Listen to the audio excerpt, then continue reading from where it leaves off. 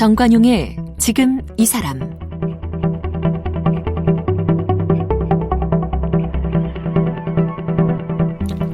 여러분 안녕하십니까? 정관용입니다. 1945년 우리는 일제강점기에서 해방됐죠. 하지만 완전히 해방됐는가? 아직도 그 상처가 남아 있습니다. 최근까지도 미국 하버드 대학 마크 램지어 교수 위안부를 매춘부로 묘사하면서 역사를 왜곡한 바 있고요. 얼마 전 유엔 인권이사회에서도 바로 이 위안부 문제 놓고 한국과 일본이 팽팽히 맞서고 있는 상황이죠. 이런 사례들을 보면 일제강점기의 상흔이 지금까지 완전히 해결되지 않을 정도로 뿌리 깊게 박혀 있구나, 이런 걸 체감하게 되면서 그 시절 그 35년의 일제감정기를 살아냈던 선조들은 얼마나 고통스러웠을까, 이런 생각도 듭니다. 자, 오늘이 102번째 3.1절이죠. 그래서요, 일제강점기를 7권의 만화 35년이란 제목의 만화로 엮어내신 역사 만화가 박시백 화백을 만나보겠습니다. 역사 만화가 박시백 화백은 1964년 제주에서 태어났습니다. 고려대학교 경제학과를 졸업한 이후 만화가가 되기로 결심, 1996년 한겨레의 시사만화 박시백의 그림세상으로 데뷔했습니다. 2001년부터 조선왕조실록을 만화로 그리기 시작해 2003년 박시백의 조선왕조실록 첫 권을 출간했고 2013년 20권의 책으로 완간했습니다. 400만 부 이상 팔린 박시백의 조선왕조실록은 대한민국 만화대상, 부천 만화대상 등을 수상했습니다. 7년여에 걸쳐 쓴 역사만화 35년은 우리나라가 일본에 강제 병합된 1910년부터 1945년 해방까지의 역사를 다룬 작품으로 지난해 완간됐습니다. 지난해 제14회 임종국상 문화 부문을 수상했습니다. 박시백 화백, 어서 오십시오. 예, 안녕하세요. 박시백입니다. 고생하셨습니다. 네, 고맙습니다. 이게 완간된 게 작년이잖아요. 네네. 몇 년 걸리셨어요? 횟수로 한 5년 정도. 네, 그전에도 좀 준비를 하긴 했는데요. 조선왕조실록 끝나고 나서 후속 작업하면서 이거를 병행하다가 본격적으로 이 작업에 매달린 건 한 5년 정도. 예. 조선왕조실록 20권짜리. 네네. 그거는 아까 보면 한 거의 10년 넘게. 그렇죠. 그렇죠. 예, 예. 그리고 그 뒤에 곧바로 여기에 시작하신 거예요, 그럼? 네네, 그렇습니다. 그 이유는요? 조선왕조실록이 끝나는 게, 그 한일 강제 병합에서 이제 조선왕조실록이 끝이 나거든요. 왕조로 말한다면은 순종 고종이 그 이후까지 살고 이렇게 하긴 했습니다만은 조선이라는 나라 자체가 멸망한 것이 그때에서 이제 1910년으로 끝냈고, 자연스럽게 그 이후 작업을 해줘야 하지 않나라는 독자들의 요구도 있고 해서 이어지게 된 것 같습니다. 네. 이거 단순 숫자로 계산할 수 없는 얘기긴 합니다만, 조선왕조는 이제 500년의 역사인데, 네네. 그걸 20권으로 담아내신 거예요. 네네. 근데 35년의 역사를 7권으로. 네. 이거 어떻게 우리가 이해하면 될까요? 아무래도 이제 그 독립운동사나 또는 친일파들에 대한 공부를 하다 보니까, 의외로 우리가 모르시는 분들이 너무 많고. 그렇죠. 그래서 가급적 이걸 좀 더 알려야 한다라는 생각이 들면서 좀 욕심을 부렸던 것 같아요. 한 5년 단위로 끊고 가자, 이렇게 생각을 했고요. 5년 단위로 끊으니까 7권이 되는군요. 5, 7, 2, 35. 네네, 그렇습니다. 예. 그렇게 5년 단위로 끊어서 욕심을 부리셨는데. 네네. 그래도 부족하죠, 사실. 네, 그래도 부족하기도 하고, 또 다른 한편으로는 제가 과욕을 부렸나 싶기도 하고, 그렇습니다. 왜냐하면 5년 단위로 끊다 보니까, 저로서는 상당히 부족한 감이 있지만, 또 읽는 분들의 입장에서는 너무 좀 세세한 것까지 들어가서 이게 좀 재밌게 책장을 넘기기가 수월치 않다. 이런 말씀들도 좀 하시고 그러세요. 조선왕조실록 작업하실 때랑 35년 작업하실 때랑 비교하면 어떤 게 더 힘들었습니까? 조선왕조실록은 처음에 조선왕조실록이라고 하는 걸 접하는 게 좀 어려웠던 것 같아요. 워낙 내용이 방대하고 또 막상 들어가면은 이게 이제 그야말로 매일매일이 기록이다 보니까 어떤 사건들이 연대기적으로 쭉 나열된 것도 아니고, 그래서 마치 이제 숲속에서 길을 헤매는 것 같은 그런 느낌이 들곤 했었는데 그래도 이제 지나고 나서 보니까 그거는 단일한 텍스트가 있어서 이 조선왕조실록 자체만 그 충실하면 그렇죠. 충분히 이제 제 작업에 대해서 만족할 수 있고 스스로 자부심을 가질 수 있었는데 일제강점사 같은 경우에는 그와 같은 기본 텍스트가 없다 보니까 그렇죠. 여러 자료들을 두루 섭렵해야 되고 또 하면서도 자신이 좀 없는 거죠. 그렇죠. 네네. 내가 과연 잘 이해하고 있나? 잘 네, 그려내고 네. 있나? 이런 생각이 늘 들곤 했죠. 공부할 양이 훨씬 더 많아지는 거죠. 예, 오히려 그런 느낌이었습니다. 해도 끝이 없는 거죠, 사실. 예, 그래서 사실은 어느 정도에서 이제 끊어야 작업을 할 수가 있어서 그렇죠. 스스로는 또 만족하지 못하지만 말씀하신 대로 정말 완벽을 기하려고 했다가는 지금도 아마 작업하고 있지 않았을까 싶어요. 학자에 따라서 시각에 따라서 또 서로 다르게 그려진 것들도 많고. 그렇죠. 그걸 또 막 다 모든 학자 걸 다 볼 수도 없는 거고. 그럼요. 그래도 연구는 꽤 돼 있죠. 일제강점기. 자료는 다행히 많죠. 이제 독립기념관에 보면은 한국 독립운동사를 60권으로 해서 이제 좀 정리된 게 있습니다. 예. 물론 그것이 이제 어떤 부분들은 좀 지나치게 강조되고 또 어떤 것들은 좀 슬쩍 넘어가는 측면도 있고 그렇긴 한데 그럼에도 불구하고 이제 이게 병합 전부터 시작해서 이제 8.15 해방까지 쭉 서술이 돼 있어가지고 그나마 이걸 주 텍스트로 네. 생각을 하고 작업할 수 있었습니다. 그 외에 이제 추가로 다른 학자들의 것들도 많이 보고. 네네. 네. 그렇게 스스로 공부를 하시면서 몰랐던 걸 많이 깨우치셨겠어요. 아무래도 그렇죠. 사실상 뭐 거의 백지에서 출발한 게 아니었나 싶습니다. 우리 일반적으로 우리 국민들이 익히 알고 있는 것 중에 잘못 알고 있는 것들도 꽤 있다면서요. 요 만화를 통해서 바로 잡혀진 게 있죠.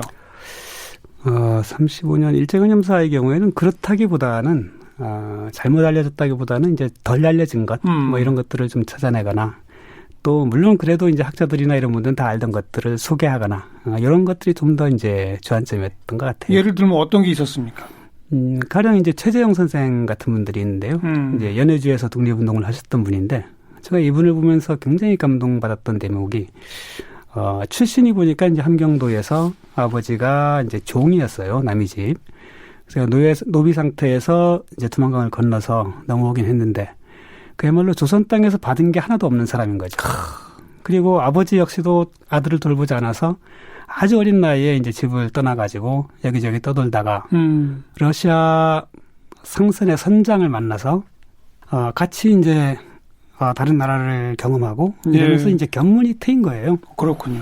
그리고 이후에 사업을 해서 돈을 많이 벌었는데 그렇게 성공한 사람이 사실 이제 조선을 돌아본다는 게 저로서는 되게 신기했습니다. 내가 받은 게 아무것도 없는데. 그런데 이 사람은 그렇게 번 돈으로 민족학교를 세우고 연해주로 당시 많은 이제 동포들이 건너오니까 이들을 위한 학교를 세우고 신문을 세우고 또 독립운동 단체를 만들고 여기에 또 재정적 지원을 하고 이런 걸로 거의 평생을 바치다가 결국 마지막 순간에는 또 일본군의 정탄에 돌아가신 분인데 이런 분들 같은 경우에 굉장히 감동을 주는 그런 분이 아니었나 싶습니다. 그렇게 감동을 준 분이 그분 한 분이 아니죠? 모든 독립운동가들이 다 그렇다고 봐야겠죠. 맨 처음 시작이 1910년대 전반 세계는 이런 제목입니다. 그러니까 국제정세부터 살폈던 거죠? 네네. 국제정세를 살폈던 이유는 당시 이제 독립운동가들의 어떤 투쟁 양상 또는 이제 전략 이런 것들이 그들이 떴던 민족주의자건 사회주의자건 어떤 이념에 기초건 간에 다 이 국제정세에 예민하게 반응했고 그에 비추어서 이제 자기의 투쟁 전략을 내오곤 했다라는 것이죠. 그래서 이를테면 우리가 이제 무장투쟁 노선 같은 경우 먼저 생각하면은 당시 러시아하고도 싸워 이긴 강대한 일본하고 무슨 말도 안 되게 무장투쟁이냐라고 생각하기가 쉽잖아요. 그렇죠. 하지만 이분들이 가졌던 생각은 일본의 끝없는 팽창 야망, 침략 야욕 이런 것들 때문에 언젠가 틀림없이 러시아라든가 중국 또는 미국과 일전을 벌일 것이다라고 하는 걸 전제하고 이러한 전쟁이 때가 우리가 독립을 쟁취할 수 있는 절호의 기회다라고 생각을 했고 이에 따라서 이제 무장투쟁을 준비했다라는 것이죠. 그래서 매 시기마다의 그런 국제 정세를 소개하는 것 자체가 당시 독립운동가들이 어떤 전략을 뭐에 기초해서 세웠는가를 이해하는데 네. 또 도움이 되지 않겠나 싶어서 항상 앞에 배치를 했습니다. 또 1910년 그 즈음의 상황을 봐서는 우리가 일제에 강점될 수밖에 없었다? 숙명론적으로 보세요. 그렇지 않으세요? 저는 뭐 될 수밖에 없었다라고 봅니다.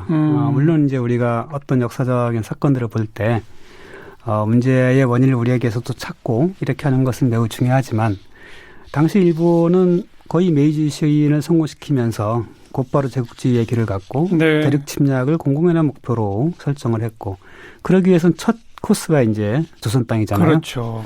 이 조선을 장악하기 위해서 청일전쟁을 벌이고 그리고 그야말로 국가의 어떤 온 힘을 다 총동원해서 러일전쟁을 벌이고 했단 맞아요. 말이죠. 이 러일전쟁을 이제 그렇게 벌여놓고서 조선을 놔둔다? 이건 말이 안 되는 것이죠. 말이 안 되죠. 네네. 그리고 당시 뭐 어떤 외교적인 길이 있지 않았겠나라는 얘기들도 하는데 사실 이제 외교라고 하는 것은 또한 힘의 반영이기 때문에 조선이 선택할 수 있는 그 길이 굉장히 협소했다라고 봅니다. 네. 자, 일제강점기 하면 이제 뗄래야 뗄 수 없는 게 독립운동 동시에 친일파. 네네. 또 독립운동 하다 친일파가 되신 분도 있고. 그렇죠. 거기서 또 현대까지도 끊임없는 논쟁과 논란이 계속 지속되고 네네. 있지 않습니까? 네네네. 또 동시에 독립운동 중에는 좌파적, 우파적. 그것도 역시 논쟁의 대상이 네네. 되고 있고요. 거기에서 박화백은 어떤 시각적 균형이랄까? 어떤 걸 잡으셨어요? 일단 저는 뭐 그 좌파다 우파다라고 하는 것은 이제 지금의 시선으로 보면 안 된다. 그 당시의 시선으로 이제 그 당시에 뭐 무정부주의가 됐건 사회주의 공산주의가 됐건 또 다른 여러 가지 이념들이 이제 당시의 지식인들이나 또는 독립운동가들 사이에서 어떤 게 조선을 독립시키는데 더 큰 무기가 될 것인가라고 생각해서 선택한 측면들이 굉장히 그렇죠. 강하다. 예. 그래서 서로 다른 이념을 가졌던 제 세력들 간에 뭐 다툼도 있고 논쟁도 있고 그러긴 했습니다만 어쨌든 각각의 모든 분야에 대해서 뭐 의열투쟁을 하는 분들은 또 의열투쟁대로 이게 뭐 테러리스트가 아니냐라고 할 게 아니라 각각의 방식들을 다 우리는 이제 존중해야 된다라고 저는 생각을 했고요. 예. 그리고 친일파 문제만 하더라도 말씀하신 대로 이제 그야말로 자기의 어떤 이 신상의 출세를 위해서 이렇게 처음부터 매진한 사람들도 있고 또 하는 과정에 정말 가열차게 독립운동에 매진하다가 그렇죠. 막바지에 이제 전향한 사람들도 또 있습니다. 이 전향한 사람들이 좀 안타까운 측면이긴 하지만 어쨌든 그들도 이제 싸우다가 일정 시점에서는 일본이라는 어떤 나라의 힘 이것에 이제 설득이 됐다라고 생각이 듭니다. 네. 이 일본을 상대로 독립을 꿈꾼다는 건 불가능한 일이겠구나. 세월이 워낙 오래 가다 보니. 네네네. 예. 그래서 이제 좀 더 현실적인 자기 딴에는 현실적인 노선을 취한 것일 수도 있지 않나 이런 생각도 듭니다만은 어쨌든 어떤 선택을 했건 간에 이후 40년 이후에 보여줬던 그들의 모습 그리고 이제 수많은 청년들을 전장으로 보내고 창평을 위해서 죽어라라고 요구했던 네. 이런 거에 대해서는 다른 변명의 여지가 없지 않나 이렇게 생각을 합니다. 있는 그대로 역사는 기록되어야 되고 네네. 공과 과가 있다면 또 동시에 다 다뤄야 되겠죠. 네, 그렇습니다. 사실 말이 35년, 36년이지 한 세대가 가는 거 아닙니까? 그렇죠. 어쩌면 당시로 치면은 한 세대보다도 더 긴 그렇죠. 시간이잖아요. 그러니까 실제 40년대 뭐 가령 학병에 지원했다가 탈출하거나 했던 이런 분들 같은 경우에는 강제병합이 된 이후에 이미 이제 태어나 보니까 세상은 일본 세상이었고 조선이라는 나라는 이미 없는 조건 하에서 성장한 사람이잖아요. 네. 그러니까 일본의 교육을 받으면서 어렸을 때부터 일본의 지배를 당연시하면서 하는 그런 풍주에서 성장한 사람들인데 그래도 민족의식을 놓지 않고 그 40년대에도 여전히 청년들이 나와서 싸우고 했던 걸 보면 참 어떤 우리 민족의 흐르는 DNA가 대단하다 이런 생각이 듭니다. 그 역사의 어떤 무게랄까 이런 게 느껴지는 대목이 그러니까 우리는 아직도 친일 청산이 완벽하게 되지 않았다. 뭐 이런 얘기 하잖아요. 네네네. 물론 이제 일본이 독일과 다르게 반성도 안 하고 뭐 이런 것도 큰 원인입니다만은 그렇죠. 어찌 보면 우리가 무려 35년 이상이나 일제에 복속되어 있었기 때문에 그 오랜 시간 그 역사의 무게 때문에 완벽하게 그 친일 잔재를 청산한다는 게 그만큼 어려운 과제가 아닌가 이런 생각도 해봐요. 그렇죠. 그런 면도 있겠죠. 왜냐하면 개선의 극기가 정말 친일의 범위를 어디까지 잡을 것이냐라고 하는 이런 논쟁이 당연히 나설 수밖에 없고 예. 그럼에도 불구하고 그야말로 이제 최상층에서 친일에 앞장섰던 사람들 이들에 대한 청산까지 되지 않은 것은 참으로 민족적 어떤 아픔이지 않나라고 생각합니다. 네, 요즘까지도 그 친일 이 파들의 후손들이 네. 뭐 내 땅 내놔라 뭐 소송하고 그렇죠. 이런 거 어떻게 보세요?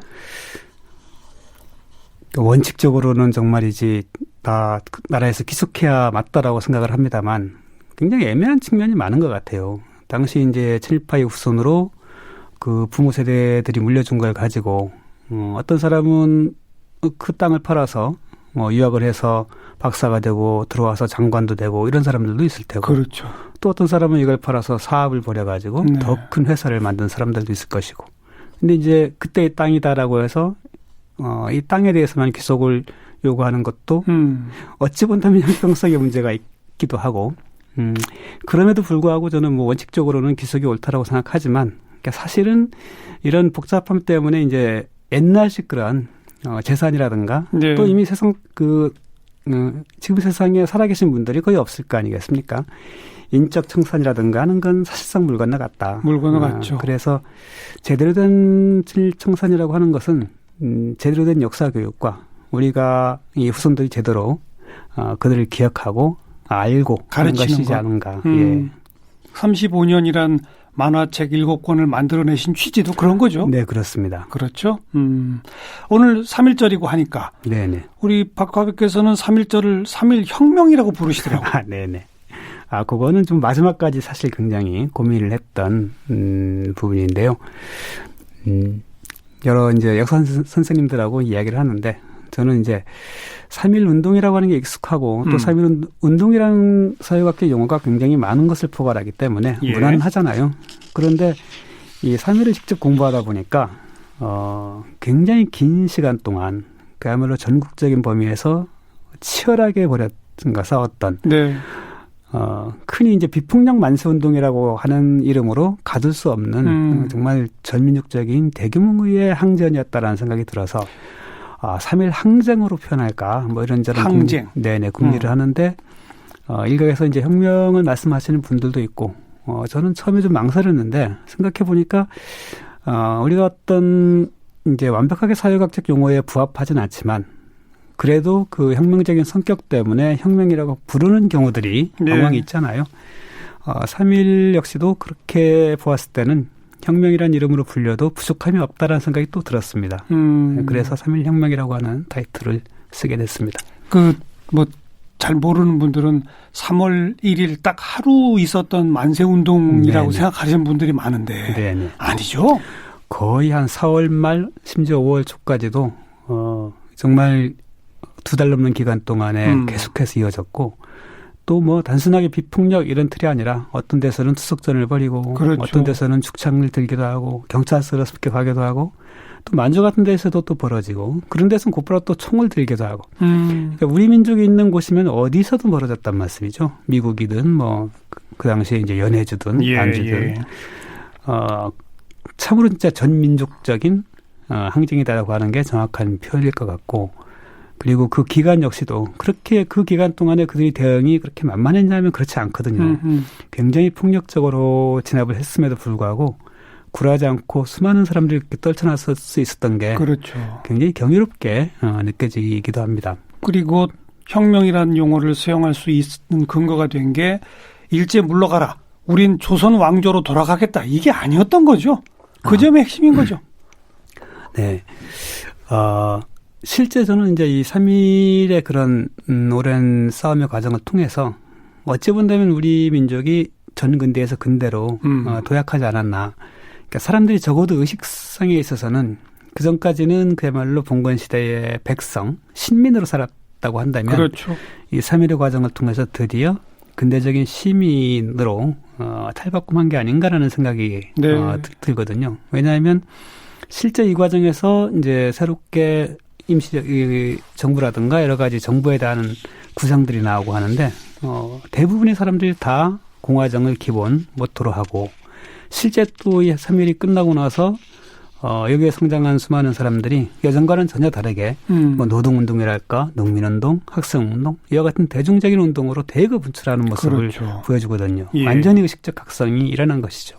전근대에서 근대로 네네. 신민에서 시민으로 네네. 그게 시민혁명 아닙니까? 예, 저는 그래서 그 권력의 탈취 또는 뭐 당시 이제 일제 식민지에서 완전히 벗어났으면은 뭐 완벽한 혁명이겠지만 그렇죠. 그러하지 못했음에도 불구하고 성공하진 못했으나 네네. 그러나 내용적으로 봤을 때는 사실상의 혁명이고 또 실제 우리는 이 3.1을 근거로 해서 상해 임시정부라고 하는 예. 어쨌든 지금 우리의 원류가 되는 그런 정부 또한 가질 수 있었기 때문에 혁명이라 불러도 부족함은 없다 이렇게 생각합니다. 그리고 세계 역사에도 3.1운동이 차지하는 위치가 아주 크잖아요. 아 그렇죠. 당시 이와 같이 식민지 치하에서 여러 가지 무장투쟁이나 이런 방법과는 또 다르게 대중들이 분출해서 이와 같은 모습을 보여준 게 사실 그 전까지 제가 알기로는 그렇게 사례들이 흔치 않고 예. 그 이후에 중국 같은 경우에 뭐 오사운동 같은 것으로 나타나기도 가고요. 하고 근데 오사운동도 우리랑 견주기에는 되게 한정적인데 우리는 그야말로 전국적이거든요. 훨씬 더 규모가 크고 정말 새로운 차원의 운동이었지 않나 싶습니다. 네. 아까 좀 덜 알려진 분들 가운데 최재형 선생 강조해 주셨고 네. 몇 사람 오늘 이 청취자분들한테 더 좀 소개해 주시면은요. 개인적으로 참 매력을 느꼈던 어떤 분들이랄지. 네네. 예컨대 이제 김 알렉산드라라고 하는 김 알렉산드라. 네네. 이분도 많이 안 알려져 있는데. 이분은 아예 연해주에서 태어났고 당시 이제 러시아에서 공부하면서 당시 러시아 혁명이 진행되는 과정에서 볼셰비키 즉 레닌 쪽 그 혁명 덩어리 되는 사람인데요. 예. 어찌 본다면 우리 역사에서 거의 최초의 사회주의자가 아닌가라는 생각이 듭니다. 그리고 거기에서 이제 극동인민위원회가 구성됐을 때 외교부장까지 할 정도로 이를테면 하나의 자치국이라고 한다면 외무부 장관급이잖아요. 그럴 위치에 있었던 사람인데 이동희 선생 등과 함께 조선의 독립과 관련해서도 같이 이제 싸우게 됩니다. 나중에 이제 그 일본군들이 들어가고 또 거기에 이제 반군이 그 러시아 혁명에 대한 반군들이 이제 진압해 들어오면서 결국 그 당시는 일시적으로 이제 후퇴하게 되거든요. 네. 이때 잡혀가지고 죽임을 당하는데 총살을 당하는데 그쪽에서 제안을 해요. 당신은 조선인이기 때문에 뭐 잘못했다 내지는 볼셰비키를 비판하면 살려주겠다라고 하는데 그걸 거부하고 마지막 죽는 장면이 굉장히 인상적인데요. 아무르 강변에서 그 열쇠 걸음을 걸으면서 내가 걸은 이 열쇠 걸음은 조선의 13도를 얘기하는 것이다. 그런 게 기록에 남아 있어요. 네네네. 모든 이게 조선의 청년들이 열심히 싸워서 그런 새로운 세상을 열 것이다. 네. 라는 뭐 제가 지금 정확한 내용은 모르겠습니다만 하여튼 그런 투의 이야기를 하고 총살을 당합니다. 김 알렉산드리아. 네. 또 좀 소개해 주세요. 김사국 같은 경우는 이 사람도 사회주의자인데요. 이른바 이제 20년대 여러 사회주의 세력들 중에서 화유파하고 서울파라고 하는 데가 가장 막강했고 사실은 이제 서울파가 가장 강력했습니다. 서울파의 이 수장이 김사국이라는 사람인데요. 예. 이분은 이제 사회주의 운동 과정에서 당시 이제 상해파라든가 이르쿠츠크파 이런 식의 해외 사회주의 운동 세력들이 꽤 있고 이들이 또 국제기구인 코민테른 이런 것과 연결돼 있고 이러다 보니까 국내 사회주의 운동에 대한 어떤 지도성을 가지려고 하는 이런 움직임들이 되게 강했는데 이 사람은 철저히 국내파이고 이들에 대한 배제 일단 국내에서 제대로 조직을 형성한 다음에 코민테른에 가입하든지 말지 이건 차후 문제다라는 식의 이제 생각을 가졌던 사람이에요. 네. 그러다 보니까 화유파랑 상당히 대립하고 했던 사람인데 안타깝게도 이제 20대의 나이에 30대 초반이었는지 하여튼 병을 얻어서 일찍 죽습니다. 근데 이제 그 사람의 부인 박원희라고 하는 분도 또 역시 이제 열렬한 여성 사회주의 운동 계열의 여성 지도자였던 사람인데 남편을 대신해서 또 열심히 싸우다가 이 사람도 또 오래 살지 못하고 또 죽어요.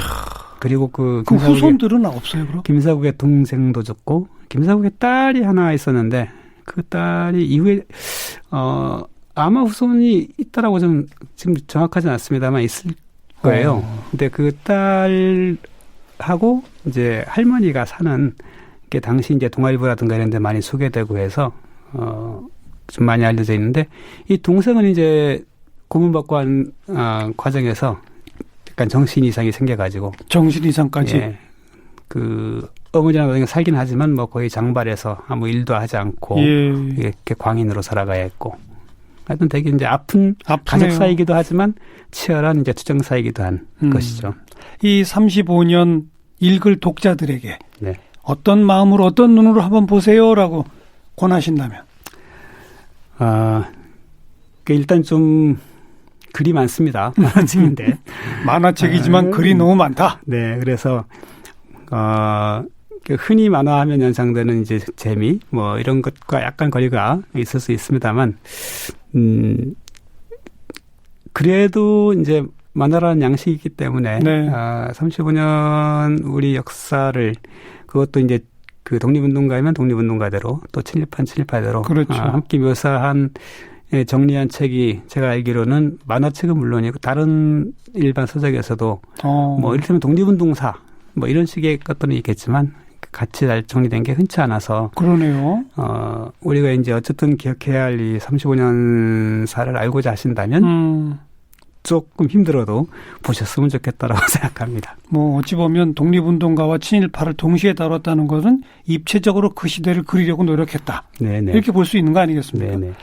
제 생각엔 내가 그 시절에 살았던 청년이라면 이런 어떤 문제의식을 가지고 한번 읽어보면 어떨까 싶어요. 좋은 의견인 것 같습니다. 그죠? 예, 우리는 역사를 볼 때 항상 좀 이입을 하면서 볼 때, 사실 이제 흘러가는 스토리가 아니라 자기가 이입했을 때 정말 전혀 새로운 그런 상상이 이루어지고 또 역사가 흥미롭게 되지 않나 싶습니다. 그나저나 조선왕조실록부터 합하면 지금 20년 동안 역사 만화만 그리시는 거 아니에요? 네, 그렇게 됐습니다. 어쩌다가 이렇게 사시게 됐는지 30대 중후반부터 이제 곧 60을 바라보는 나이가 됐는데 네네. 그 궁금증은 우리 내일 이 시간 또 만나서 풀어보도록 하겠습니다. 네, 알겠습니다. 네. 일제 35년 역사 7권의 만화로 그려낸 박시백 화백 만났고요. 내일 또 만나죠.